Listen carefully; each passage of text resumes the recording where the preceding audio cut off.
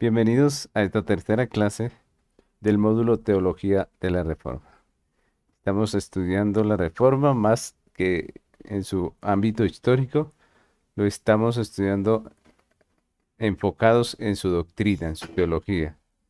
Hemos dicho que hay 5 principios bíblicos en los que coincidieron los reformadores y que son la medida de la verdadera doctrina, ¿no? Y hemos estado estudiando esos 5 principios. Esos 5 principios vienen a ser lo que conocemos como los 5 puntos de la reforma o las 5 solas de la reforma y resumen muy bien la teología reformada, la teología de los reformadores. Por eso estamos estudiando cada una de estas 5 solas. Vamos a nuestro contenido. Hemos estado viendo primero la sola gracia.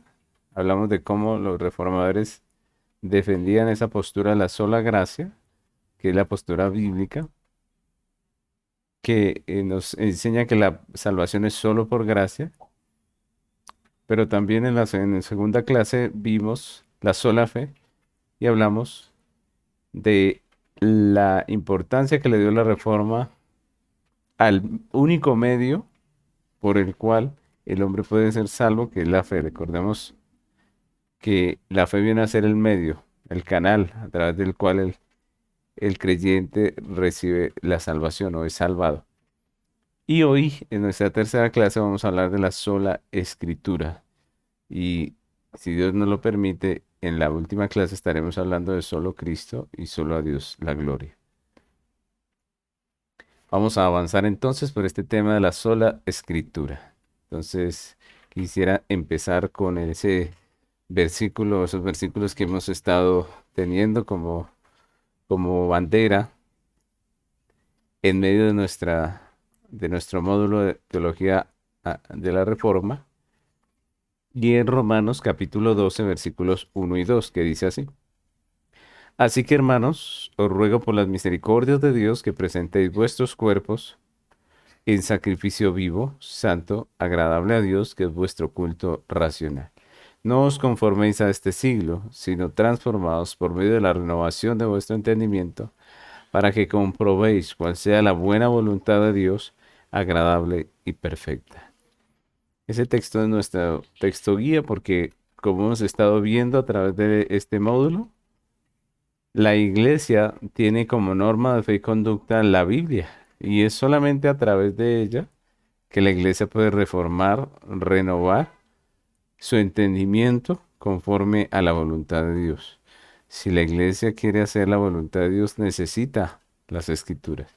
Y por eso este es nuestro versículo del módulo, porque nos resume muy bien lo que intentó la reforma, que es precisamente volver a las Sagradas Escrituras, ¿no? Recordemos que la palabra reforma nos habla de volver a la forma de hacer que aquello que se había desviado, que estaba apartándose de la forma, vuelva a tomar la misma forma.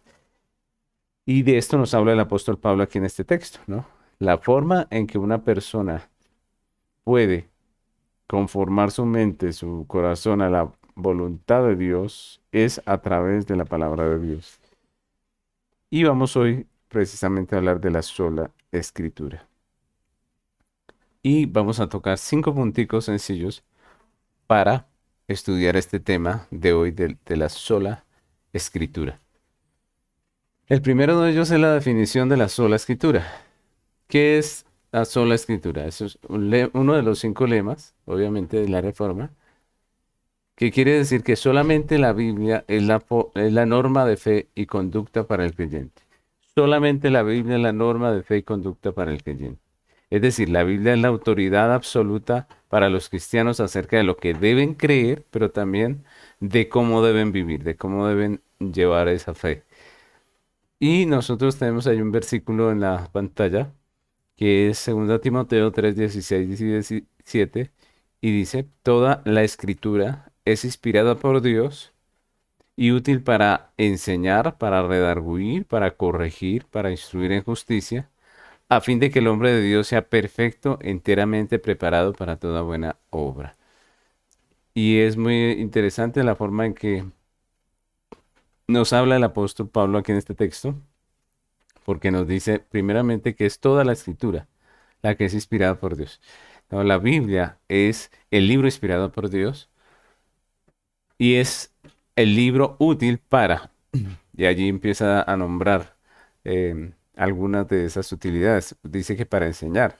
¿Cómo enseñamos al creyente la voluntad de Dios? A través de la escritura. Para redarguir, la Biblia nos redarguye, nos hace sentir mal. Para corregir, nos endereza, nos ayuda a cambiar las cosas para que estén bien hechas delante de Dios. Pero también dice para instruir en justicia. ¿Cómo sabemos lo que es justo? ¿Cómo sabemos lo que es correcto? Solamente a través de la palabra de Dios. Entonces miren que esto es algo muy objetivo, muy práctico, lo que nos está haciendo aquí el apóstol Pablo al mostrarnos la escritura como ese medio. Es decir, el creyente no adquiere sabiduría simplemente porque es creyente, sino porque lo aprende esa sabiduría en la palabra de Dios. El creyente aprende justicia en la palabra de Dios. El creyente transforma su vida por medio de la palabra de Dios. Y es lo que nos dice el texto. Dice, a fin de que el hombre de Dios sea perfecto. ¿Cómo puede llegar a ser el hombre de Dios, el cristiano perfecto? ¿Solamente porque es cristiano? ¿Solamente porque va a una iglesia? ¿Solamente porque ya no es un idólatra? No. El medio por el cual el hombre se perfecciona en esta tierra, el cristiano, es la palabra de Dios. Y eso hace de la palabra, pues, el único medio, la única norma de fe y conducta para el creyente. Y la Biblia lo resalta en muchos textos. La Biblia para el creyente es la autoridad sobre todas las demás autoridades que existen, tanto civiles como familiares y también eclesiásticas. Es la Biblia, ¿no? Está sobre todo como autoridad. Y esa parte también es muy de resaltar, porque en todas las demás autoridades son secundarias y han recibido su autoridad de Dios y por lo tanto deberían estar sujetas a la escritura, ¿cierto? Deberían estar sujetas a la escritura. La Biblia, por ejemplo, enseña a los padres a vivir y a educar a sus hijos de acuerdo a la voluntad de Dios. A los reyes también les enseña a gobernar con la autoridad de Dios. Si ustedes recuerdan, una de las cosas que dice la ley es que el rey de Israel debía tener una copia de la ley para poder gobernar a través de ella. El gobernante debía gobernar bajo la norma de fe y conducta que es la Biblia. Esa es era la dinámica de la escritura y todavía lo es. Cuando nosotros vemos la Biblia hablándonos a los que somos padres, pues nos lo enseña de tal manera que el padre con su autoridad, los padres en los hogares deben sujetarse a lo que dice la Biblia. Entonces todas las autoridades son secundarias y han recibido su autoridad de Dios, que es la autoridad suprema. Y por lo tanto deben estar sujetas a Dios y a su escritura, a lo que Él dejó escrito allí en su palabra. Por ejemplo, en lo civil, los creyentes debemos obediencia a nuestras autoridades. Así lo dice la Biblia. A menos que esas autoridades nos quieran hacer actuar contra lo que Dios ha establecido en las escrituras, ¿no? Cuando eso sucede, como dice el libro de los Hechos, ustedes recuerdan cuando a los apóstoles se les prohíbe predicar el evangelio, ellos dicen, nos es necesario obedecer a Dios antes que a los hombres. En todo caso, debemos nosotros estar sujetos a las autoridades, menos en el caso de que ellas nos inciten a actuar en contra de lo que Dios ha establecido. Lo mismo podemos decir de los padres a los que debemos honra. La Biblia dice que debemos honrar a nuestros padres, al padre y a la madre.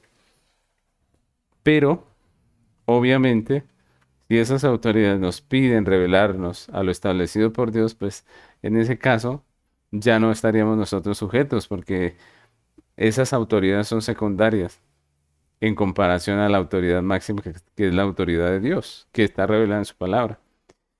Y en la iglesia, los oficiales, es decir, los pastores y presbíteros, han sido puestos por Dios y a ellos les debemos obediencia y respeto, ¿no?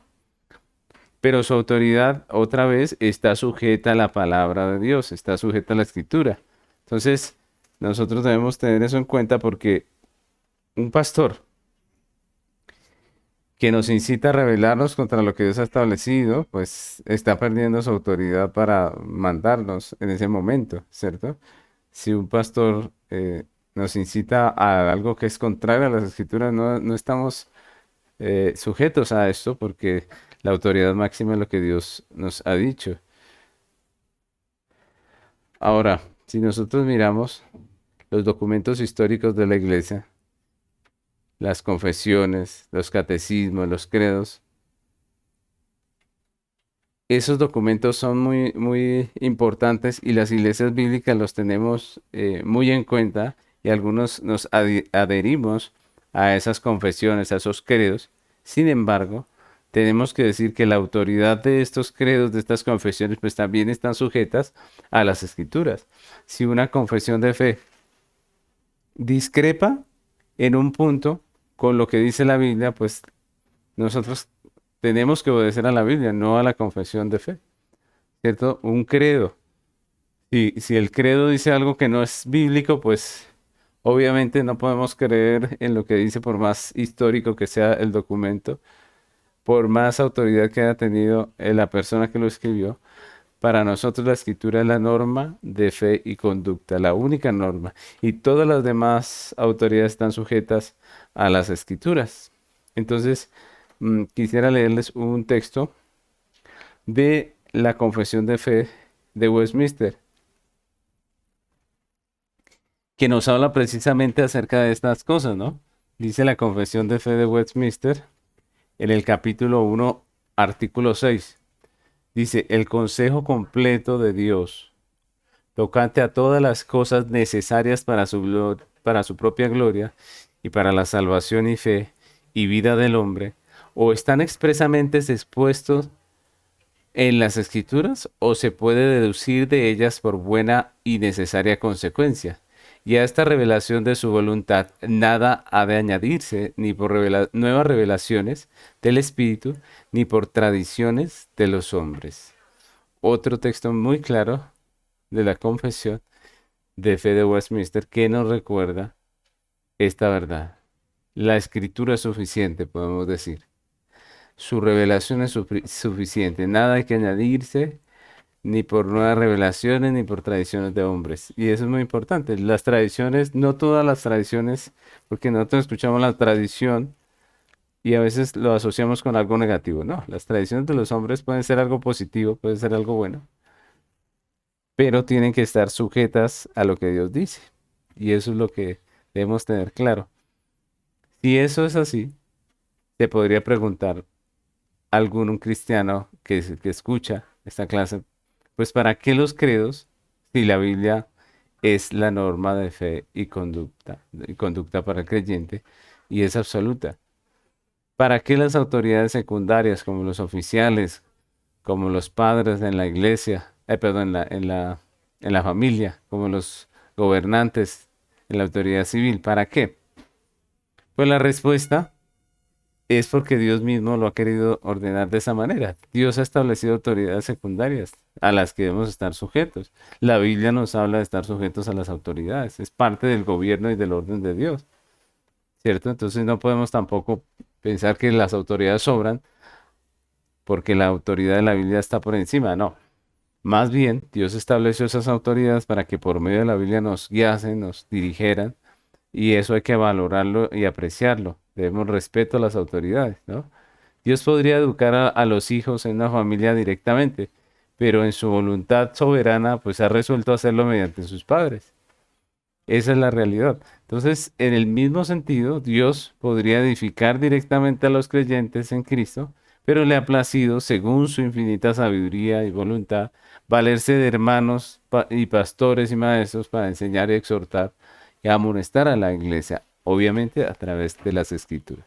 Entonces, en ese primer punto, que es la definición, estamos diciendo que la Biblia es, o más bien, que nosotros decimos, junto con los reformadores, solo escritura.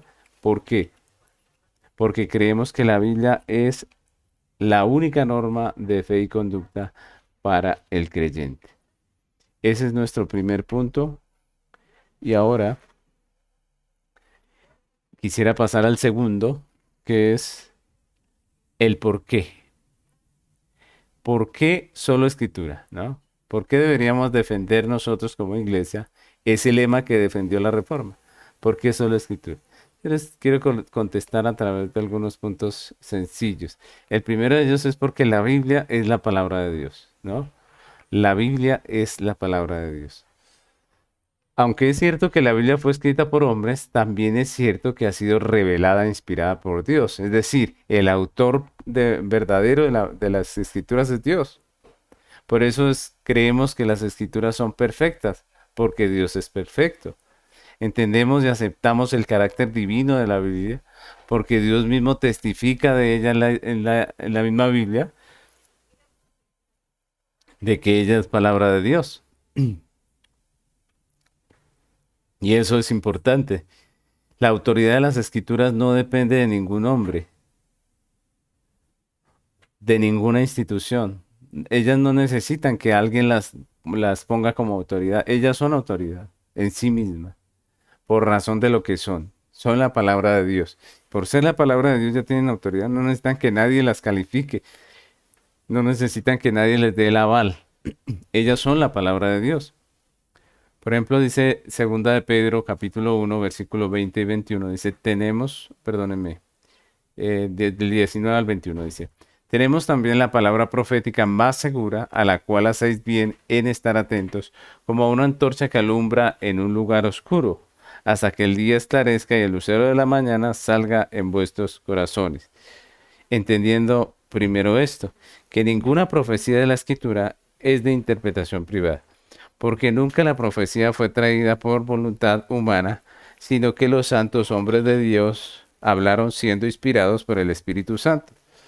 Entonces, ese es otro texto muy claro de Pedro, donde pone la Biblia como esa única norma, como ese único faro de luz, ¿no? Esa única antorcha en que nosotros debemos tener puesta nuestra mirada como creyentes. Ella es la que nos alumbra el camino, la que nos muestra por dónde, ¿cierto? Y el apóstol Pedro explica el por qué, vuelve y nos habla de lo que estamos nosotros aquí tratando, que es el tema de la autoridad que tiene la escritura en sí misma, ¿no? Porque dice el apóstol Pedro que esa palabra no fue traída por voluntad humana, sino que los santos hombres de Dios hablaron siendo inspirados por el Espíritu Santo. La Biblia tiene autoridad en sí misma porque es la palabra de Dios. No podemos colocar otra autoridad como juez sobre la palabra de Dios, porque si lo hiciéramos, pues obviamente estaríamos poniendo una autoridad humana sobre la autoridad suprema, que es la autoridad de Dios. Una autoridad más alta que Dios no puede haber, no existe. Entonces, ninguno de nosotros los hombres ni las instituciones podemos autorizar a la Biblia, ¿no? La Biblia ya tiene autoridad en sí misma porque es la palabra de Dios. Ella no necesita la autorización, la autoridad, el respaldo de ninguno de nosotros, sino que ella en sí misma es la palabra de Dios.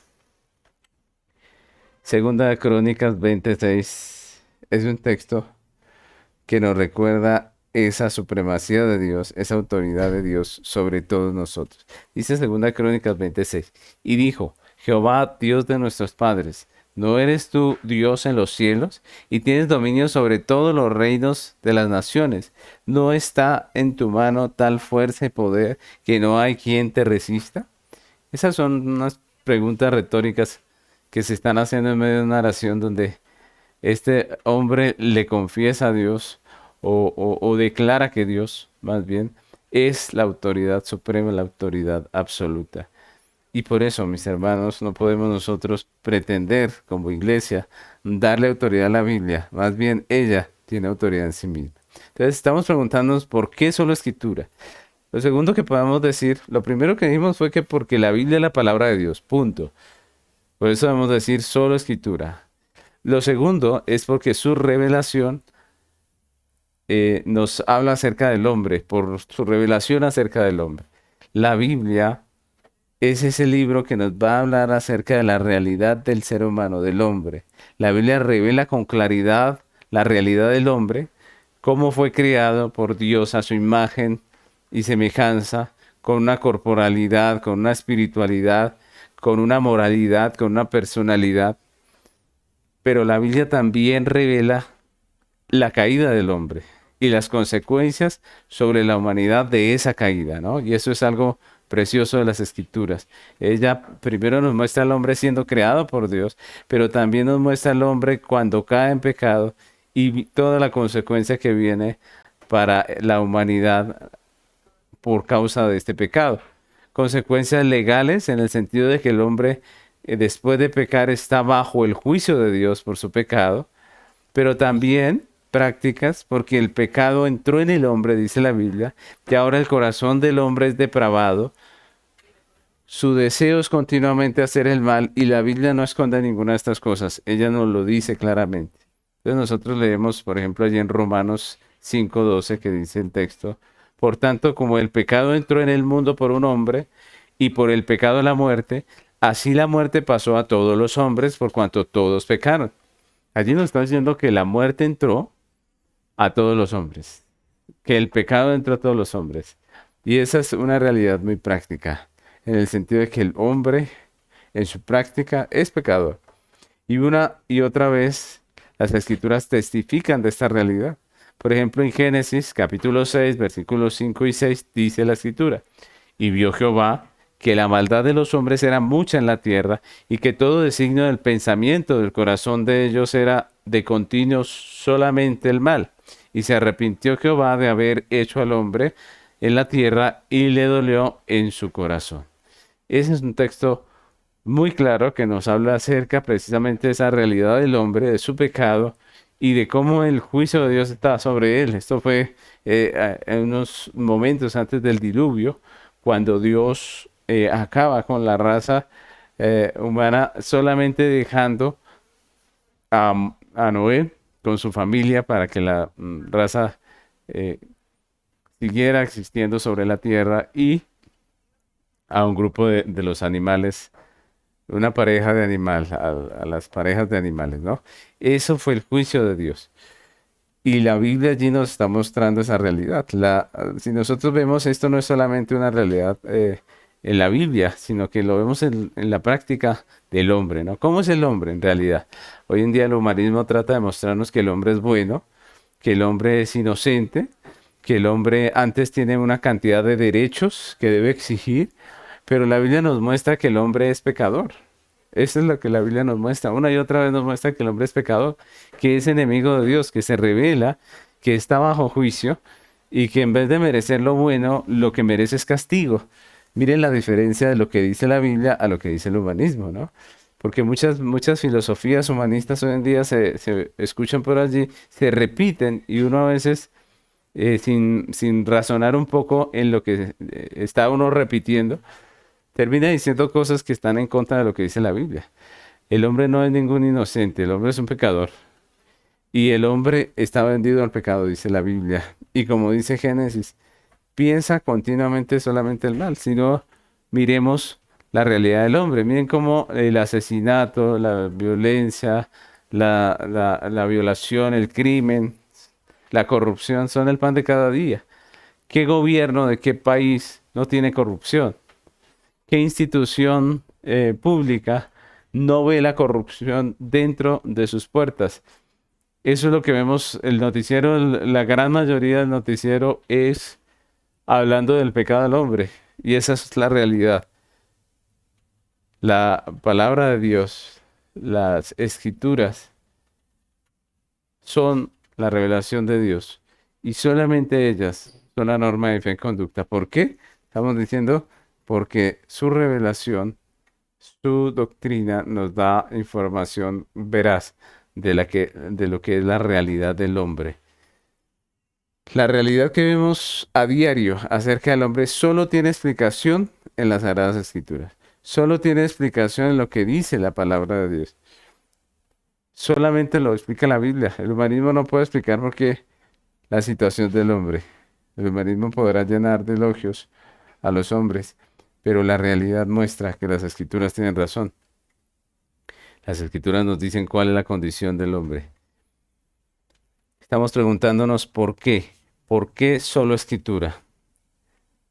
La tercera cosa por la que podemos decir solo escritura es por las consecuencias de violar la norma. Cada vez que se viola la norma de solo escritura, lo único que trae es desastre. Cuando se viola la norma de solo escritura, la iglesia se desvía, se pervierte y los resultados a través de la historia han sido pésimos, han sido terribles.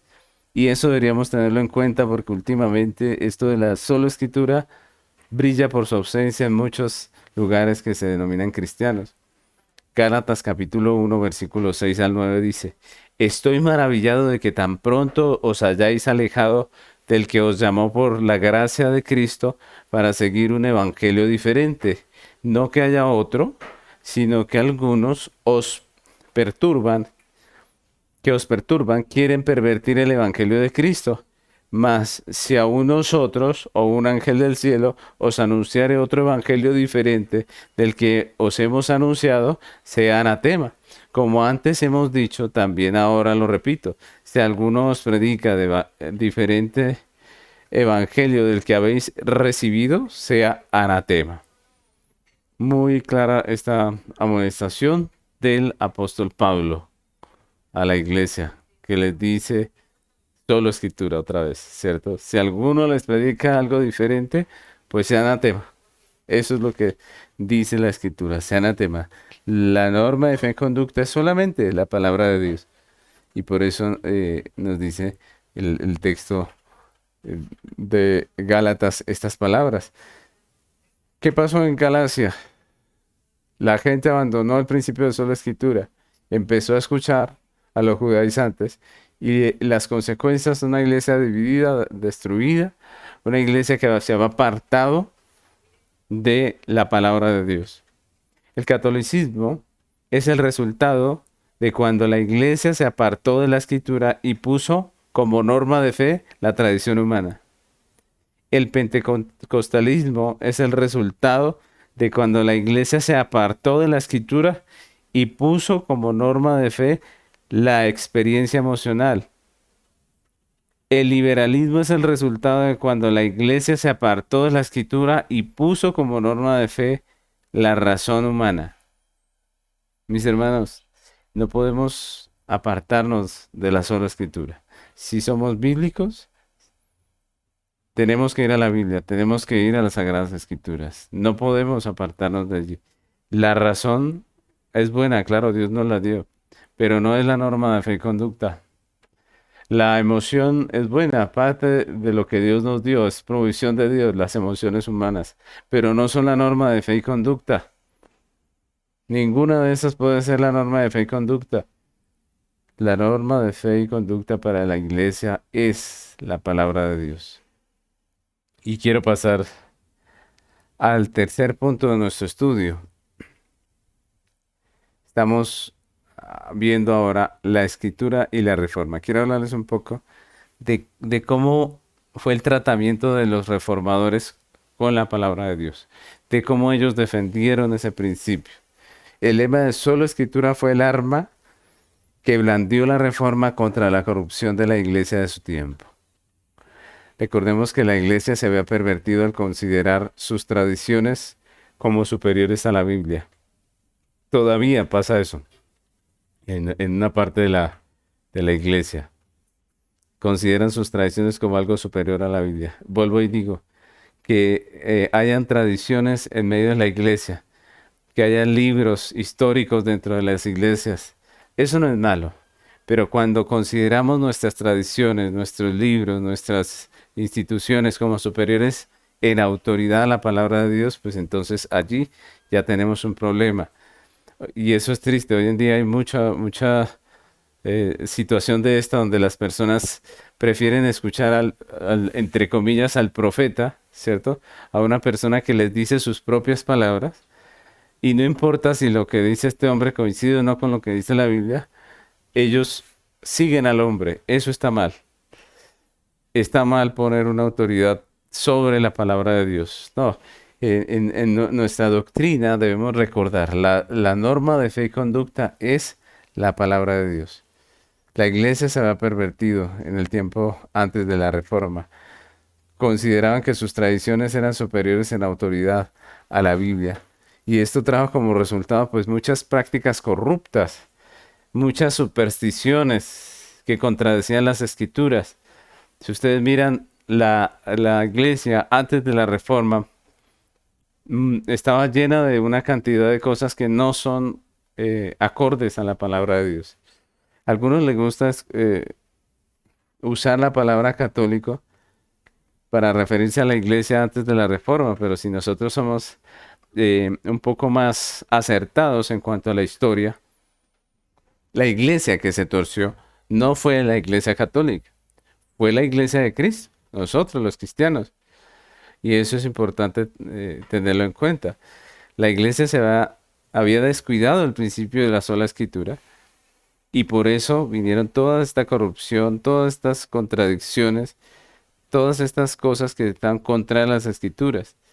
Algunos ejemplos de esas prácticas fueron la oración a los santos, por ejemplo, eso de estar orándole a los santos difuntos, eso ya había penetrado en la iglesia. La transustanciación, recordemos que esta era una creencia de la iglesia en donde el cuerpo, en donde el vino y el pan de la cena se convertían en el cuerpo literalmente y la sangre de Cristo.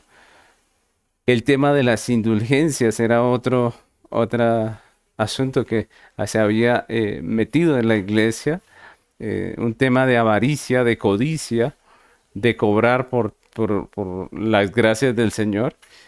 Y el tema también de la autoridad papal, que es enfocar toda la autoridad o la autoridad máxima de la iglesia en la persona del pastor de Roma.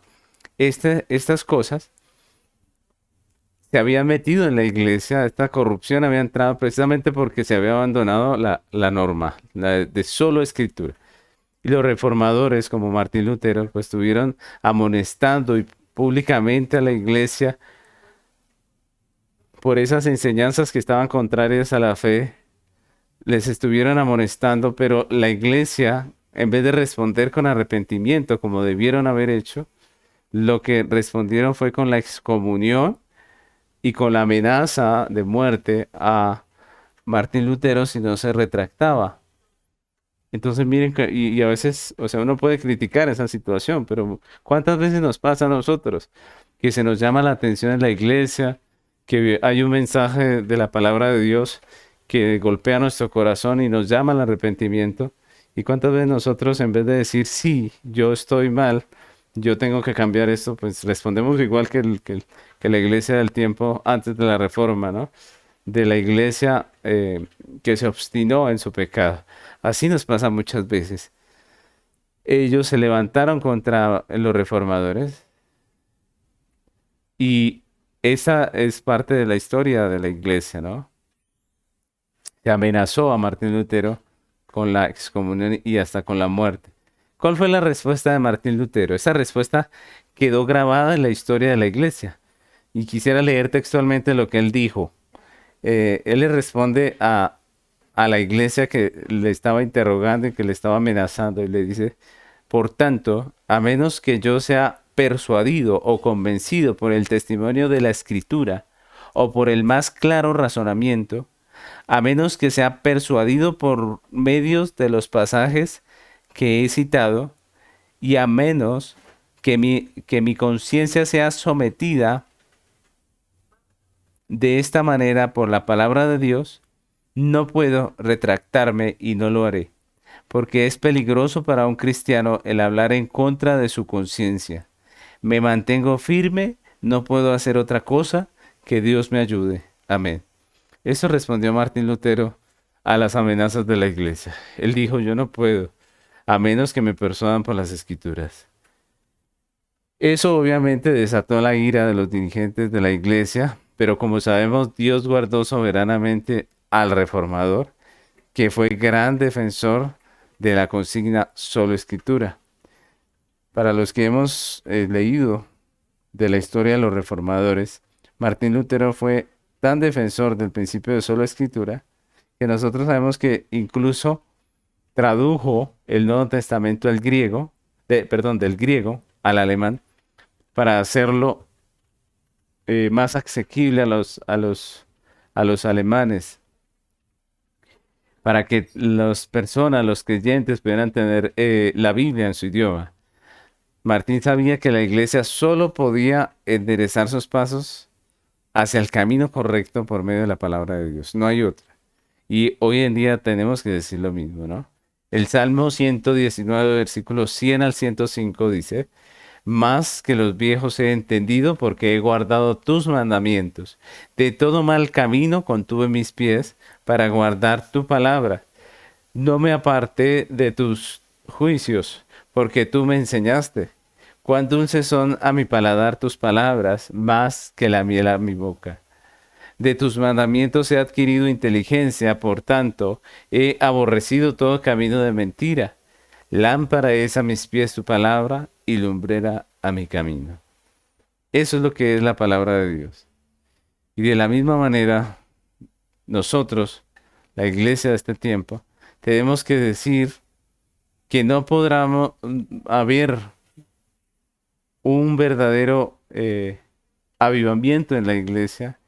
No puede haber en la iglesia un verdadero retorno a la fe bíblica sin un compromiso, sin una disciplina en el estudio de las Sagradas Escrituras.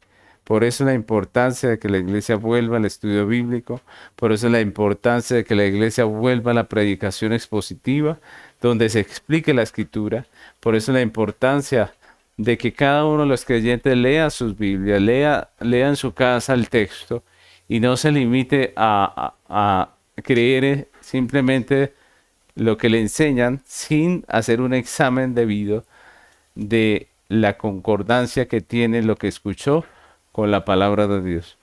Eso es importante volver a la sana escritura, es importante que los pastores tengan su tiempo para estudiar las escrituras, para meditar en los textos, para poder dar una buena predicación a su iglesia. Es importante que los pastores se dediquen a su trabajo, que es estudiar las escrituras, que la iglesia apoye a los pastores, que les mantengan, que les sostengan para que ellos puedan hacer el trabajo que tienen que hacer, que es el trabajo de estudiar las Sagradas Escrituras, una responsabilidad grande, enorme, y que debe ser llevada obviamente con seriedad. Un pastor no es una persona desocupada, un pastor es una persona que está encargada de estudiar el mensaje bíblico, de dedicarle tiempo al pasaje, de entenderlo bien para poder explicarlo en la iglesia. Un profesor de escuela dominical tiene una buena responsabilidad, una gran responsabilidad. Todos aquellos que enseñan la escritura tienen una gran responsabilidad. Y no podemos ver ese oficio de enseñar las escrituras como algo trivial, como algo sencillo. Hay personas que no entienden en qué se gasta el tiempo un pastor. Pues obviamente hoy en día hay mucho pastor que no hace su oficio, pero un verdadero pastor tiene que dedicar tiempo al estudio de la escritura. La escritura es un libro que requiere estudio, que requiere tiempo. El entender los pasajes requiere un compromiso y lleva consigo una labor que es dispendiosa, que lleva tiempo. Así que es responsabilidad de la iglesia volver a la sana escritura. Responsabilidad de los padres volver a la escritura y enseñar a sus hijos la palabra de Dios. Responsabilidad de todos nosotros como creyentes. Y quiero pasar al cuarto punto, que es el ataque. El ataque que ha tenido la autoridad de las escrituras. Y quiero empezar leyéndose este versículo que está en Génesis capítulo 3 del 1 al 5. Estos versículos nos hablan acerca de la tentación en el huerto. Dice el texto: pero la serpiente era astuta más que todos los animales del campo que Jehová Dios había hecho, la cual dijo a la mujer: con que Dios os ha dicho, no comáis de todo árbol del fruto. Y la mujer respondió a la serpiente: del fruto de los árboles del huerto podemos comer, pero del fruto del árbol que está en medio del huerto, dijo Dios, no comeréis de él, ni le tocaréis, para que no muráis. Entonces la serpiente dijo a la mujer: no moriréis, sino que sabe Dios que el día que comáis de él, serán abiertos vuestros ojos y seréis como Dios, sabiendo el bien y el mal. Quise comenzar con este texto porque para hablar del ataque que ha sufrido este lema o esta consigna de sola escritura, porque este texto nos muestra esa tentación de Satanás contra Eva y contra Adán. Y lo curioso o lo particular y que yo quiero que enfoquemos un poco nuestra atención es a la estrategia que está usando el enemigo. La estrategia del enemigo es hacer dudar a Eva de lo que Dios había dicho. La estrategia de Satanás en el huerto fue hacer que el hombre dudara de la veracidad de las palabras de Dios. Hacer que el hombre dudara de lo que Dios había dicho. El texto es muy claro. La serpiente le dice, con que Dios os ha dicho. Con que Dios os ha dicho.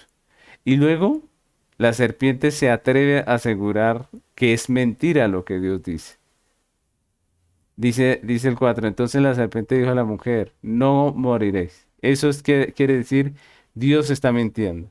Y luego dice en el 5, sino que sabe Dios. Entonces no solamente le está diciendo la Biblia es mentira, sino que le está diciendo Dios es malo, Dios está contra ti y no quiere Él que alcances tú todo lo que puedes alcanzar. Y ese es un ataque directo contra la palabra que Dios había dicho. Desde el principio, el ataque contra la palabra de Dios ha sido la estrategia del enemigo. Y no podemos terminar esta clase de la sola escritura sin hacer mención del ataque que, al igual que en el huerto, se ha levantado contra la autoridad de las escrituras como la norma de fe y conducta para el creyente. Si vemos nosotros, hubo un ataque en la historia reciente de la iglesia en donde este lema fue realmente puesto en duda por el enemigo de nuevo, donde la sola escritura fue atacada como en el huerto. Y todo comenzó con el movimiento cultural e intelectual europeo, especialmente en Francia, Inglaterra y Alemania, llamado la Ilustración. De pronto algunos han escuchado hablar de este término que comenzó en el siglo XVIII. El siglo XVIII es conocido en la historia como el siglo de la Ilustración o el siglo de las luces. Y en algunos países se extendió incluso hasta el siglo XIX, comienzos del siglo XIX.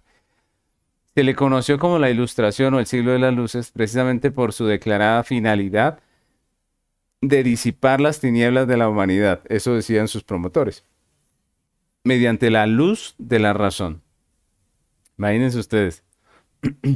Los promotores y pensadores de la Ilustración sostenían que el conocimiento humano puede combatir la ignorancia, la superstición y la tiranía para construir un mundo mejor. Ese era su objetivo, ¿no?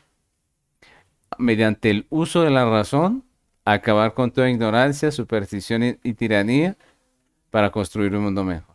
Y ese movimiento tuvo una gran influencia en aspectos científicos, económicos, políticos y sociales de la época y tiene repercusión aún en la historia en el día de hoy, gran repercusión.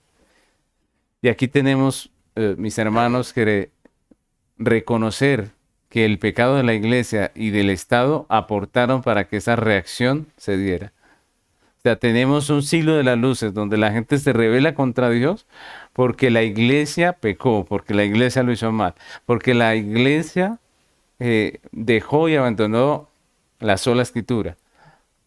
Y porque la otra institución, que es el Estado, también se volvió tirano y opresor, y eso también aportó para desencadenar esta reacción. La gente estaba cansada de la opresión del feudalismo y de los impuestos, de la corrupción, de la superstición y el legalismo de la iglesia, y todo eso pues dio lugar a la forma de pensar de la Ilustración, que según los que defendían esta manera de pensar, pues eso les libertaba, les daba libertad, decían ellos, ¿no? Y esto trajo cambios en todas las áreas de la sociedad. En cuanto a la religión, muchos tomaron una postura de rechazo al cristianismo y eso lo vemos todavía hoy. Hay muchas personas que ven el cristianismo como una especie de dominio contra sus vidas y lo rechazan. Y esto marcó el comienzo de doctrinas que son totalmente contrarias a la fe bíblica. Un ejemplo de ello es que allí fue donde empezó el deísmo, que es la doctrina que cree en la existencia de un Dios que crea todo, pero que se niega a creer en la providencia de Dios y en la revelación de Dios a través de las escrituras. Ellos sí creen que hay un Dios, por allá, quién sabe en dónde, dicen ellos, pero que no tiene nada que ver con la vida del ser humano aquí en la tierra y, y que no dejó ningún libro escrito, que no hay ningún libro inspirado por Dios. Entonces, de ahí salió el deísmo, de medio del- de la ilustración, ¿no? Obviamente ya habían historias acerca de doctrinas muy afines al deísmo, pero lo que conocemos como deísmo en la actualidad se define prácticamente en ese tiempo. Otra doctrina que viene como producto de la ilustración fue el ateísmo, una doctrina que niega completamente la existencia de Dios. La ilustración produjo incluso doctrinas que son reprochables a la humanidad, como el satanismo, ¿no? Que es la adoración a Satanás. Otro fenómeno que trajo la ilustración fue el hecho de que la religión se empieza a comprender a través de criterios científicos, ya no como la norma de fe, sino como con criterios científicos. La ilustración fue el comienzo de una serie de movimientos e ideologías que son las raíces de lo que hoy en día llamamos la teología liberal. Yo creo que hemos escuchado acerca del tema de la teología liberal. ¿Qué es la teología liberal? La teología liberal es la que coloca a la teología dentro de los cánones del humanismo moderno. La coloca ya dentro, dentro de los cánones de la ciencia, de la crítica histórica. Y junto con eso, renuncia a la fe en la Biblia como la única norma de fe y conducta. Y entonces allí es una abierta desconexión de la iglesia con la escritura como la única norma de fe y conducta. Y esto trajo muchos cristianos, entre comillas cristianos, que no creen en la Biblia, que no creen en las Sagradas Escrituras. Y esto es importante y debemos conocer esta realidad de la teología liberal porque podríamos decir que es una de las mayores amenazas que la iglesia enfrenta en la actualidad en temas doctrinales. Por eso quiero dejarles 10 características de la teología liberal que son importantes para que las podamos identificar. Miren, hoy en día hay muchas Biblias comentadas con este tipo de teología, la teología liberal, y que nos enseñan supuestamente cosas que son contrarias a la fe cristiana y nosotros las tenemos en Biblias de estudio. Entonces usted va a la librería cristiana y sin ninguna discriminación compra usted una Biblia de estudio, pero usted no se da cuenta que esa Biblia de estudio tiene un comentario de teología liberal. Y la Biblia no dice, este comentario es de teología liberal, no, simplemente fue un teólogo liberal el que la comentó. Y usted la compra y va a leer un pasaje, va a leer el comentario, y si usted repite lo que dice el comentario, pues usted puede estar diciendo algo que es contrario a la fe cristiana. De ahí la importancia de reconocer esta doctrina, que es una doctrina que no cree en la Biblia como la norma de fe y conducta para el creyente. Entonces, por eso debemos conocerla. Y aquí les traigo 10 características de esa teología liberal y quiero leerlas rápidamente para que nosotros em, las tengamos en cuenta. Ah, la teología liberal, primero, podemos decir que no cree en la infalibilidad de la Biblia.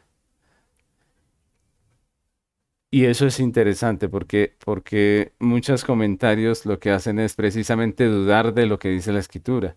Los comentaristas liberales, por ejemplo, no creen que a Jonás se lo tragó un gran pez. no creen que el mar rojo se haya abierto para que los hijos de Israel pasaran. Entonces, si no creemos en la infalibilidad de la Biblia, pues entonces no creemos en la Biblia y no creemos en lo que Dios dice.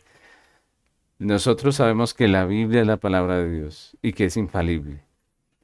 Lo segundo es que los liberales están en contra de la doctrina, de la doctrina bíblica, de tener una doctrina firme, sólida, y están a favor de una mentalidad abierta, abierta a la experiencia, abierta a las emociones, abierta a cualquier cosa que supuestamente le revele a Dios. Pero la iglesia siempre ha tenido una doctrina bíblica.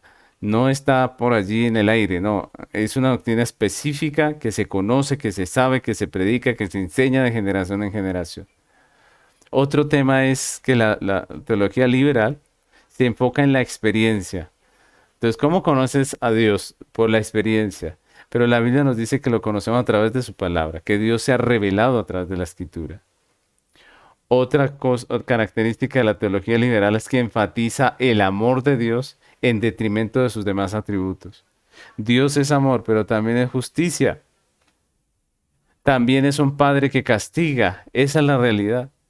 Dios es amor, pero también es el juez de vivos y muertos, que recompensa a cada uno según su obra, dice la Biblia. Entonces no podemos enfatizar en el amor en detrimento de los demás atributos de Dios. Debemos predicar todo el consejo de Dios. Los comentarios que enfatizan el amor en detrimento de los demás atributos de Dios, pues obviamente es un comentario liberal. Por eso debemos estudiar la Biblia. Mire, los comentarios son buenos, pues digamos que sí, pero el cristiano, más que conseguir un comentario bíblico, debería dedicarse a estudiar el texto. Si nosotros nos esforzamos un poquito, miramos el contexto en el que está el texto, podemos llegar a entender lo que dice el texto, sin necesidad de que otro venga y nos diga qué es lo que dice el texto en un comentario bíblico. Nosotros debemos tener esa capacidad de poder identificar un comentario bien hecho de un comentario que está mal hecho, porque estudiamos la escritura. Entonces decimos que enfatizan el amor de Dios en detrimento de los demás atributos. Otro es, no predica el evangelio bíblico.